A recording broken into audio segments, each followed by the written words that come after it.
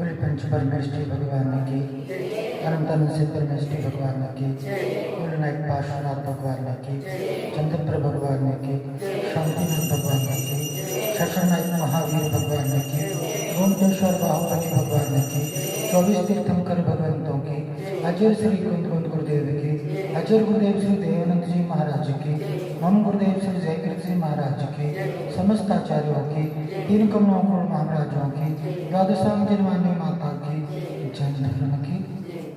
जय बोलो परम पूज्य जीव सागर महाराज की जय। अपनी आत्मा के स्वरूप को जानना ही इस चीज के लिए करने योग्य कार्य है। और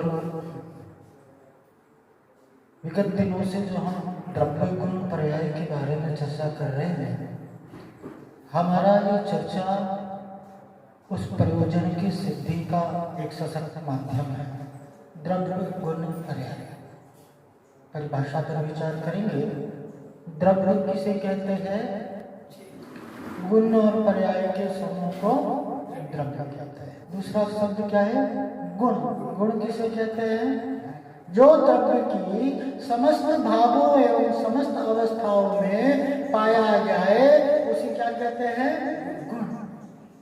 और पर्याय जो द्रव्य में नित्य परिवर्तन आ रहा है, जो गुण और द्रव्य में नित्य प्रत्येक क्षण, प्रत्येक पल, प्रत्येक समय जो परिवर्तन आ रहा है, बदलाव आ रहा है, उसकी अवस्था बदल रही है, उसे क्या कहते हैं? पर्याय।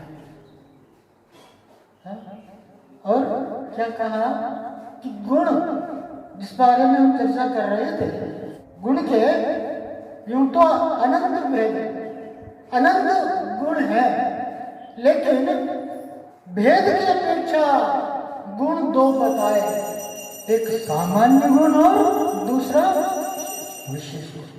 सामान्य गुण जो सभी में पाया जाए, जो सभी द्रव्यों में पाया जाए, उसे क्या कहते हैं? सामान्य गुण। अर्थात जो सभी द्रव्यों में कॉमन हो, उसे क्या कहते हैं? सामान्य गुण। और जो किसी द्रव्य विशेष में पाया जाए, या यूं कहें कि अपने अपने द्रव्यों में ही पाया जाए, उसे क्या कहते हैं? विशेष, अर्थात स्पेशल। और सामान्य गुण के अंतर्गत हम लोगों ने 6 भेदों की चर्चा की थी। सामान्य गुण के कितने प्रकार? 6 प्रकार। कौन कौन से? अस्तित्व, वस्तुत्व, द्रव्यत्व, प्रमेयत्व, अघुलघुत्व और प्रदेशत्व। याद हो गया होगा आपको? मैं चाहूंगा आप सभी इसे लिख लिया करें। लिख लेंगे तो उसे याद करने में आसानी होगी।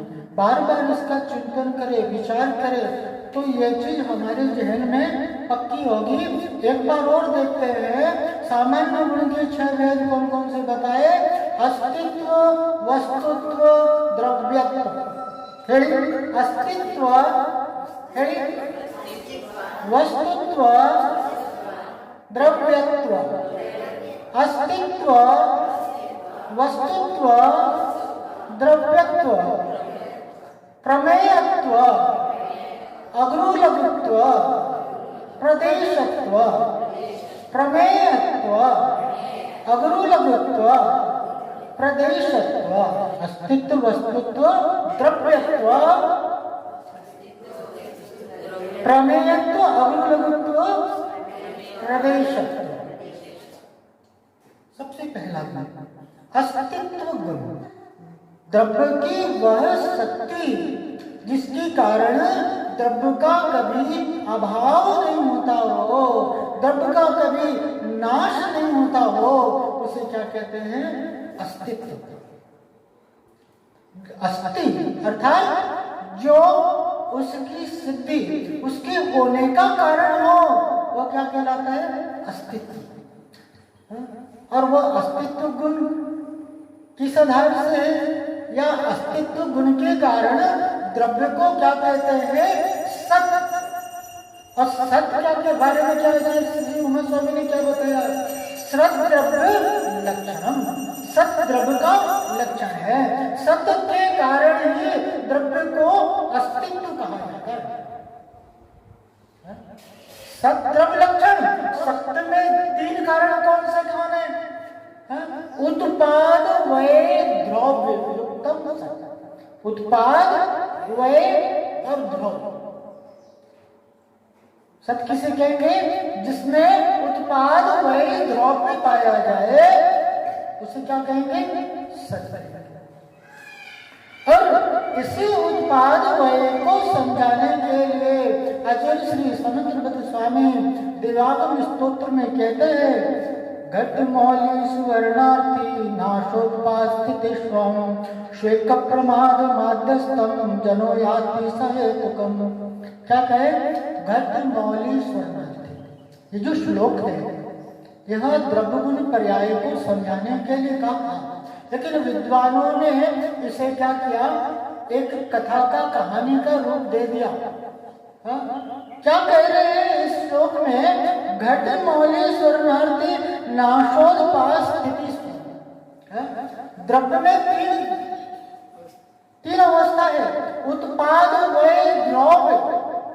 ना एक है नाश, एक है उत्पाद और एक है स्थिति, एक है स्थिरता, एक है उसकी कायम होने की दशा।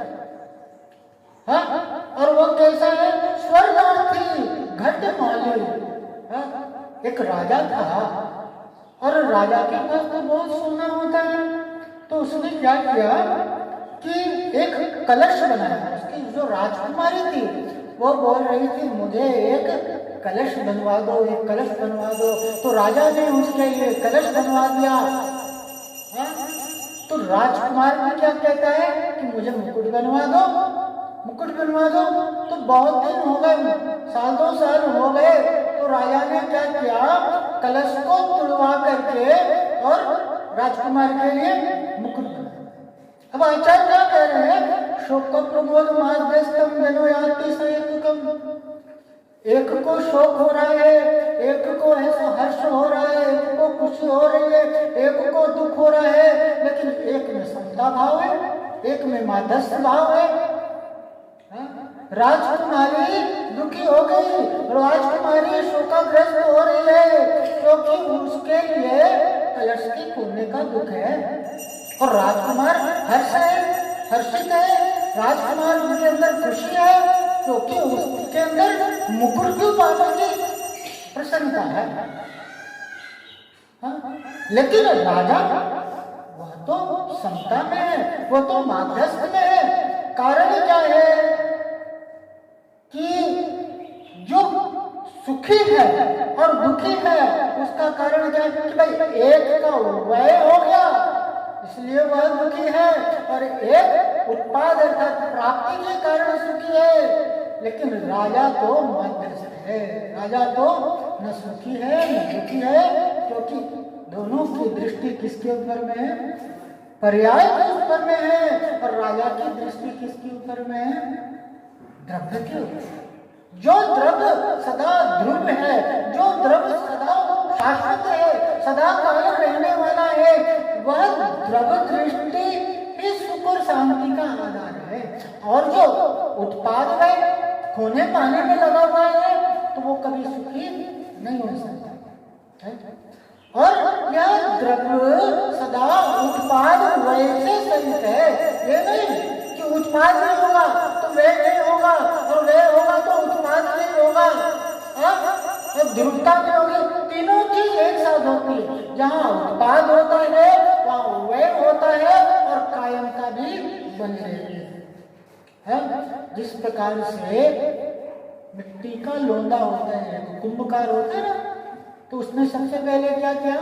मिट्टी को गीला करके और उसका लोंदा तैयार किया। अब वो लोंदा चाक पर रख करके और उसे घड़े का आकार दिया, तो लोंदे का व्यय हुआ तो घड़े की पर्याय की प्रकटता हुई। लेकिन दोनों स्थिति में जो मिट्टी के परमाणु हैं वो तो सदा शाश्वत है ना, वो तो दोनों में ही है ना।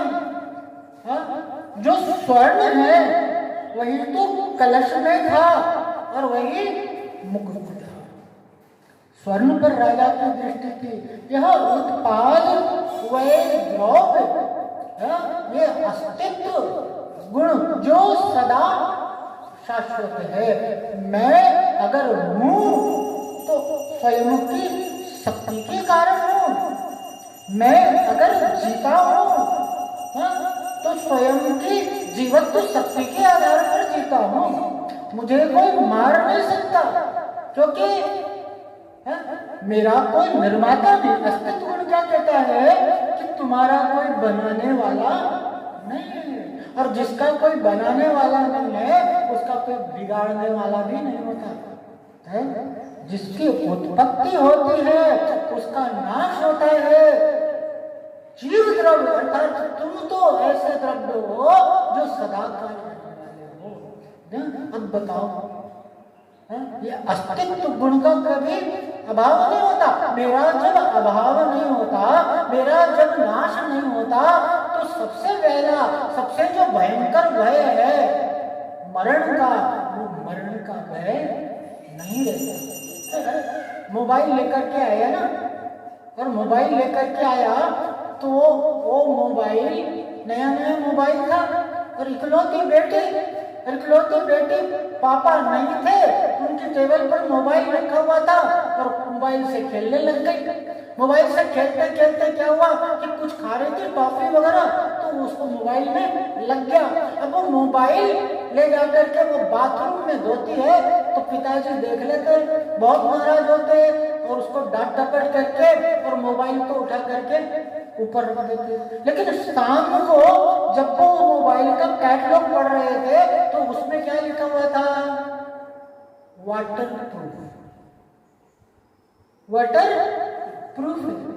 इसी प्रकार से ये जो जिनवाणी माँ है वो हम मुझे क्या बता रही है कि मेरा कभी नाश नहीं होता। मोबाइल का वाटर प्रूफ होना जान लेना इस प्रकार इस बात की भय को दूर कर देता है कि कितना भी भीग जाए मेरे मोबाइल को कुछ होने वाला नहीं। और जिस प्रकार मेरे लिए मेरे अस्तित्व गुण पर विश्वास हो जाएगा तो बताओ मुझे मरण का भय रहेगा क्या? तो ये अस्तित्व गुण का लाभ क्या है कि मरण का भय नहीं होता, किसी प्रकार का भय नहीं होता। दूसरा गुण कौन सा है? वस्तुत्व गुण। वस्तुत्व गुण जिस शक्ति के कारण द्रव्य के अंदर अर्थ क्रिया और कार्यत्व संपादित होता हो, वह द्रव्य अपने प्रयोजनभूत क्रिया को संपादित करता हो, उसे क्या कहते हैं? वस्तुत्व। प्रत्येक द्रव्यों में अपनी अपनी क्रिया और प्रत्येक द्रव्य, प्रत्येक वस्तु, प्रत्येक पदार्थ अपनी अपनी क्रिया शक्ति से संपन्न है, अपना अपना कार्य करता है।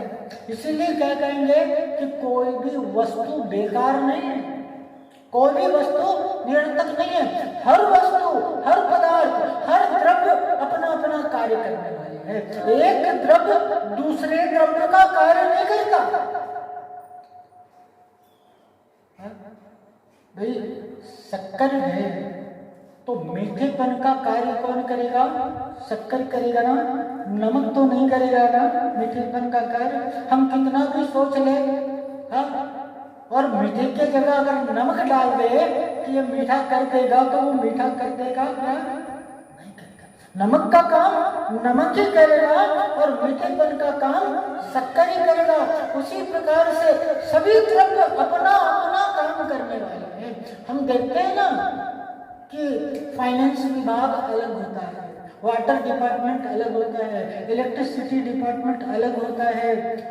तो ये सारे विभाग क्यों किए गए कि सभी विभाग अपना अपना काम, सभी विभागों की अपनी अपनी विशेषता है। इसलिए इस संसार में ऐसा कोई भी पदार्थ, ऐसा कोई भी व्यक्ति नहीं है जिसके अंदर मूल्य नहीं हो, जिसके अंदर कोई गुण नहीं हो, जिसके अंदर कोई विशेषता नहीं हो। सब अपना अपना कार्य कहते हैं कि ऐसी कोई वनस्पति नहीं है जिसके अंदर औषधि गुण नहीं हो। इस अपेक्षा से कि कोई भी वस्तु बेकार नहीं है।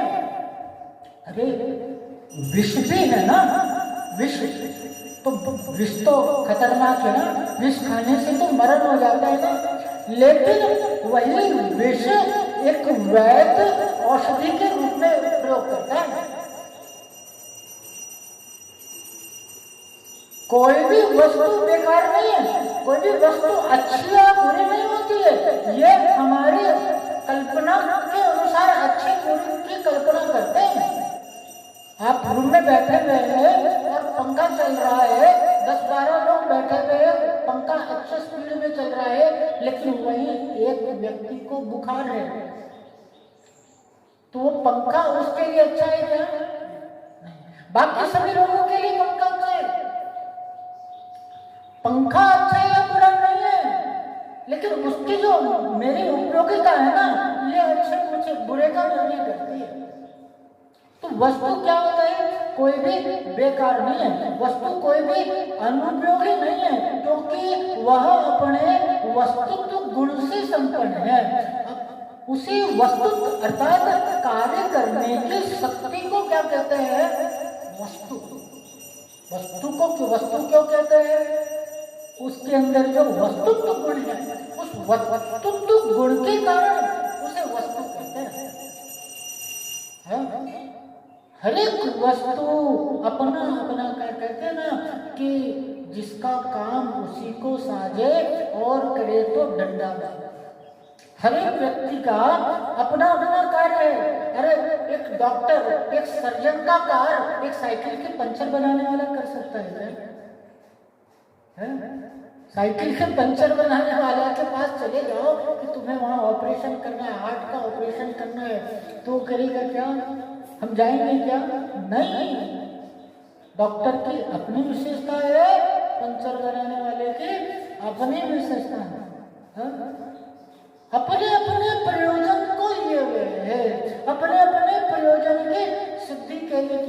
एक दर्पण है और वो दर्पण किसी पर की अपेक्षा नहीं रखता, कोई भी वस्तु पर की अपेक्षा नहीं रखता, वो पर की अपेक्षा से रहित अपना कार्य करता है। दर्पण का कार्य क्या है? वस्तु को झलकाना, वस्तु को झलकाना, उसमें वस्तु झलकता है। हम दर्पण में देखे या ना देखे, दर्पण अपना काम करता है नहीं? हम पंखे के नीचे बैठे या ना बैठे, पंखा अपना कार्य करता है कि नहीं? तो प्रत्येक वस्तु अपना अपना कार्य करती है। हम किस प्रकार से उसका उपयोग करते हैं या हम पर निर्भर करता है। कहते हैं ना कि सुई का काम तलवार नहीं कर सकती, जहां सुई से काम चलता।